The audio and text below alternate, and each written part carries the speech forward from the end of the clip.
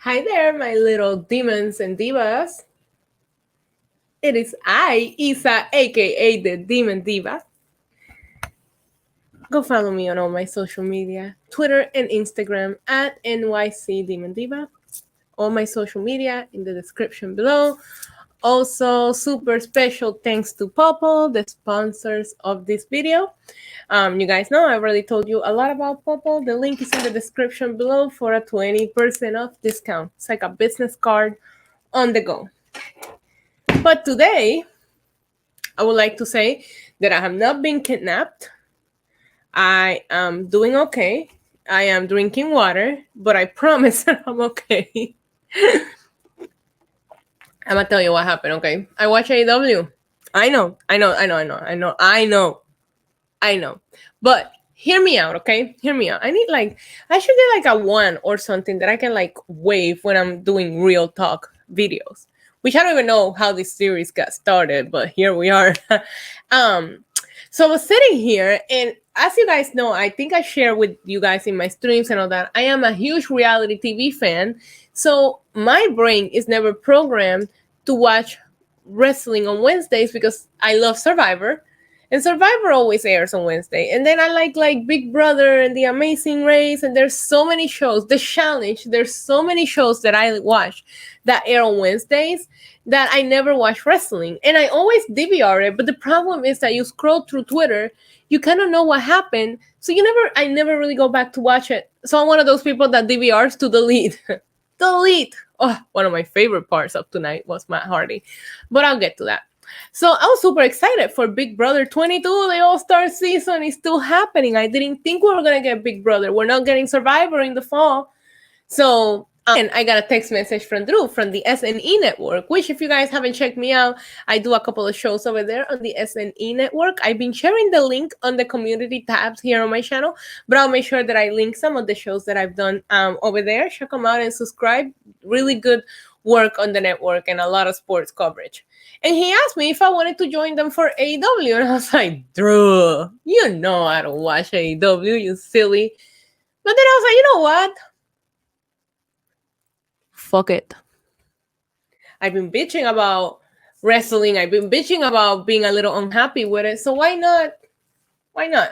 And I was like, you're going to get a super unbiased opinion because I don't really watch AEW ever. So I decided to watch, and here we are having a conversation because I didn't hate it. I also didn't love it, but I didn't hate it. Okay, so like, riddle me that. Riddle me that. There's a few things that I enjoyed. Okay, and I know you guys in the comments will help me out because in my last video about being unhappy with wrestling, a lot of you guys told me I wasn't being too open to AEW and gave me a bunch of valid points why I should try AEW. So I went in to watch it, and I went in to watch it with the mentality that I didn't want to hate it. I went in really wanting to like AEW or at least give an unbiased, fair opinion about it. One of the things that I struggle with, right? I'm going to start with like the pit and the peak of my experience with AEW. And in the pit, I'm going to say these tag matches, like the tag match that they start with was a clusterfuck, too many people, and I didn't know who is supposed to be getting over here because in my opinion, Brody Lee looked the best. So hopefully that's what they were going for, but your tag champions are in there. Kenny fucking Omega was in there. And I'm still like, I don't know. To me, in my personal opinion, I just don't think that they're doing anything with him. And I know what they're going to say. He has the tag championship, but that's not what I expected from him when they first signed him. At the same time, I'm not BFFs with Kenny Omega. Maybe that's what he wants to do at this point of his career. I don't know. As long as Kenny Omega's happy, I don't care. But for a lot of AEW fans always give me a lot of the tag division is so amazing. And I gotta tell you, for a company that books so many tag matches and have the best tag division in wrestling right now, because I do think they do, the talent is there, the show lost me tonight every time that a tag match was on. So it's how do you have that sort of division and the tag matches is what really failed to grasp my attention. Can somebody explain that to me? Or maybe it was just like a weaker week when it comes to tag team wrestling on AEW. And also, I didn't like that they went with like a injury angle with FTR, because I personally think that when they debuted after Mania and they were going to take on the New Day and they got injury, I feel like that was the beginning of the end for them in WWE. So I never want to hear them being injured, whether it's true or not. I want them to be able to do well for themselves here at AEW. I don't want to see them fight the Young Bucks yet, because I actually think that that match should happen with a crowd, so they can stall it. I just wish they didn't have to stall it with like a injury, an injury angle. So there's that. I have to say, I really enjoyed Jon Moxley's promo today prior to his title match.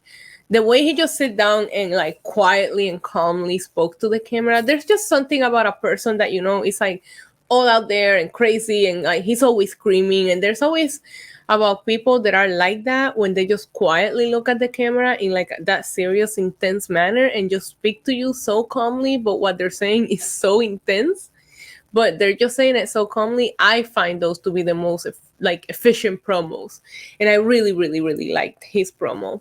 At the same time, I know a lot of people are very high on MJF.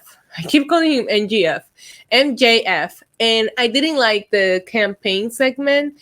And the reason why is because going into watching AEW today, I wanted to do some research, and I figured out that MJF is 8-0 in single matches, and he's 10-1 overall. So you don't need a campaign, buddy. You are the second best in that roster right now, next to Jon Moxley. So he should just say, I've been here since day one. Look, I haven't lost a single fucking match. I deserve this match. You deserve that more than, what's his name? Darby, the guy that fought tonight? Because he's like 7-4. That's the thing. If we're going to do rankings and like numbers and win and loss records, then we should like stick to it. We should not do it just to have stats. There's all kinds of stats websites that I can go to see how people are doing in WWE. So if you're really going to make it a point to have these stats, then they should mean something. And like you look at the people that have titles and the people that are getting title shots and then in their records, and it's just like why was Sonny Kiss, who I love, but why was he fighting for the TNT belt when he's never won a single match in his career in AEW? You know, so if we're going to do that, I feel like we should stick to those numbers. But that being said, I love when they ask MJF about, oh, but what happens if Darby wins tonight? And he said, what if the emo 100-pound kid wins?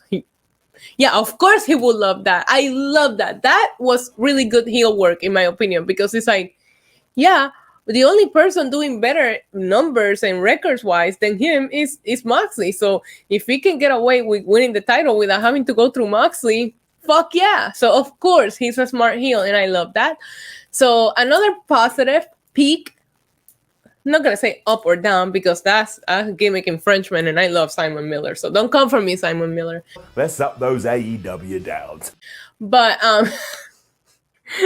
another thing that I love was Matt Hardy, that promo that he cut talking about how he wants to help all the young talent, and then calling out Sammy Guevara. And I love when Sammy Guevara tried to sneak out, because at first I was like, what is the point of showing him sneaking out of the ring?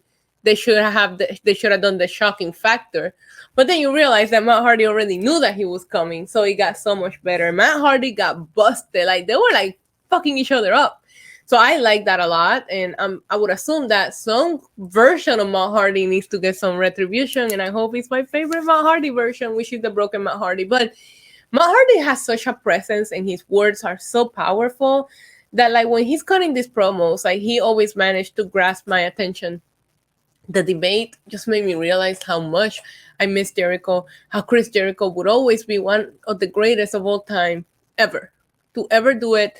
He is just amazing, and I would love to just pick at the mind of Chris Jericho and just like have a beer with him. But like, I loved everything that he did. Didn't necessarily like Orange Cassidy. I'm still very confused by his gimmick.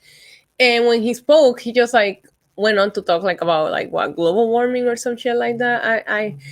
Don't go all Daniel Bryan on me, number one. Number two, everything going on with the world is too depressing. So when you're finally going to speak, you're going to remind me of the state of the world. Like, I don't need that when I'm watching my wrestling. But I did like when he made the point that was like, what are you going to do if me, the lazy kid, beats you? If the lazy fucking kid beats you? I like when he made that point. So I like that. At one point, I wasn't really looking at the screen, but I heard somebody say, "You want to see some real shit?" So I turned around like, "Yeah!" And then it's like them fucking destroying a minivan. Okay. um, I love seeing Eric Bishop back on TV. I'm not a big WCW girl, but I know that his last run with WWE didn't seem like they did him right. So I want to see him do good because I don't think that is right for somebody to like change their entire life, moved, and then for them to say, "Yeah, you don't have a job anymore." Like, I hope, like, I want nothing but goodness for him because that is so shitty. So it was good to see him on TV. If AEW does take him, they should take him in like a backstage role. Like, I feel like he should take all of these people and help them develop their characters. I love seeing. I'm sorry, I just want to call him Zack Ryder. I know that's not what he's going by, but it's good to see Zack Ryder. I don't want to see him in an angle with Cody unless he's fighting each other for the title. I'm hoping that somebody gets the title off of Cody and then like Zack Ryder or Matt Cardona gets it off of the person, and that's how you get that match. But it's just good to see him. I feel like he was so over. Especially, I'm from New York, and you go to MSG, you go to Barclays, and every time he came out, the place just went crazy. There's such a relatable factor to him, which is funny. The dude is rich, jacked, thin, has a hot girlfriend. Like, a lot of people cannot relate to that, but yet he still feels relatable, and that is an art very, very hard to master. So you have to give him credit for that. So it's good to see him. And the main event was amazing. And it felt like a very hard hitting match. He just never, to me, never felt like Darby had a chance against Moxley. Not because he's not good, just because Moxley is that crazy motherfucker. Which is why I'm excited for Moxley against MJF, because I feel like they are both, maybe in a different kind of way. I feel like MJF will like try to smart his way into winning the title. I think that MJF will do anything to win the title, and I feel like Moxley will do anything to retain his title. But like in the ring, crazy shit wise, while MJF will probably try to outsmart and pull some crazy shit off differently. I love that the strategy going into it because they're so different. So I'm actually excited for that feud, and I never thought I would say those words. Oh. So I don't love it. Okay, I don't love it. I don't know that I will tune in weekly live, but I might actually start watching the DVR shows. So things that will bring me back will be the Chris Jericho, obviously, Sammy Guevara and Matt Hardy storyline. Interested in MJF and Moxley. Interested to see what they do with Matt Cardona. The women's division. It's like, okay, I said the pit and the pit. It's not the pit. This is like, we're going to dig a hole all the way to the center of earth where hell is. And that's where the women's division of AEW is. And then you're going to tell me that the role model thing, you didn't steal it from Bayley, but then today you're going to make your best friend fight your match. Where have we seen that before for months? I'm sorry. The AEW women's division needs help. And while I appreciate and respect what they're trying to do for the women wrestling fans with AEW heels, if you want my $49 a year, treat your division better, and I'll give you more than that. Okay? So take notes. Yeah, that's it. I just wanted to get in here and let you guys know that I watched it, and it was not bad. Let me know what you guys thought of this week's episode of AEW, because I felt it was solid. I was entertained. For me to say I didn't hate it and it's AEW because I never watch it, there's a couple of things that I feel that they could tweak. But just like I said with the Raw Underground segment, AEW is such a new division that everything is always going to feel like we gotta tweak it. They're building an entire fucking company. But I mean, at least I was not unhappy with it. So I'm excited. We'll see what happens. Until next time. Adiós. ¡Mua!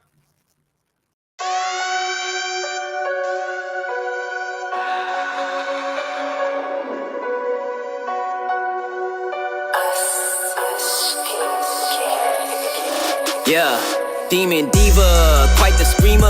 Cursing, tease ya, hurting, please ya. Spot her out in any of y'all arena. Break the meter, get way too excited, watch her boot up. If the lady good, she get lady wood until you know who we can suit up. I get a girl a salute, wrestling down at the rope. Y'all gotta run with the group, wrestling with the commute. Yeah, that fire glows. Time for the